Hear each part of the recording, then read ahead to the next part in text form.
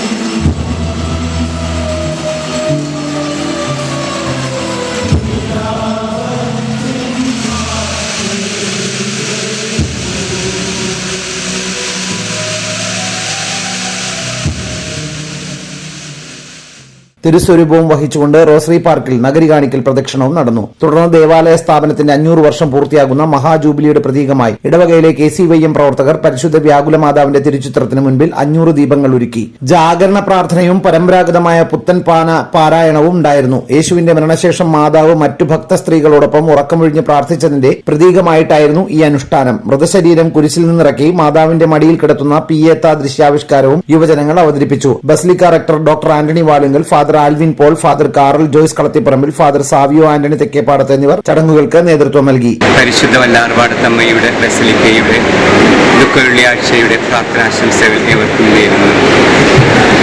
ദൈവം മർത്യനായി അവതരിക്കുകയും നമ്മിലൊരുവനായി പാടുപീടകൾ സഹിച്ച് മരിക്കുകയും ചെയ്ത വലിയ പുണ്യസ്മരണകൾ കൈവരക്കുന്ന ദിനമാണല്ലോ ദുഃഖവെള്ളി.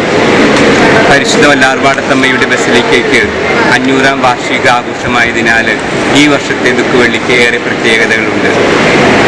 പതിവ് പോലെ ചിരപുരാതനമായ പാസ്ക് രൂപത്തിൻ്റെ പ്രദർശനവും അതേ തുടർന്ന് നഗരി കാണിക്കൽ ശുശ്രൂഷയും ഈ വർഷവും നടത്തുന്നു. കൂടാതെ യുവജനങ്ങൾ നേതൃത്വമെടുത്തുകൊണ്ട് 500 ദീപങ്ങൾ നിരത്തിക്കൊണ്ട് നാം ഒരു ദീപക്കാഴ്ചയും ഈ വർഷം സംഘടിപ്പിച്ചിട്ടുണ്ട്. പരിശുദ്ധ വല്ലാർപാടത്തമ്മ ദൈവമാതാവാകയാൽ അവളോടൊപ്പം സ്വപുത്രൻ്റെ മരണത്തിൽ വിലാപം ആലപിക്കുന്നതിൻ്റെ പ്രതീകമായിട്ട് വിലാപഗാനമായി പുത്തൻപാന ആലപിച്ചുകൊണ്ടാണ് യുവജനങ്ങൾ മെഴുകുതിരിയും അതോടൊപ്പം തന്നെ നിലവിളക്കും കത്തിച്ചുകൊണ്ട് ജാഗരം അനുഷ്ഠിക്കുന്നത്. ഈ പുണ്യദിനത്തിൻ്റെ എല്ലാ കൃപകളും ഏവർക്കും ദൈവം നൽകട്ടെ എന്ന് ആശംസിക്കുന്നു.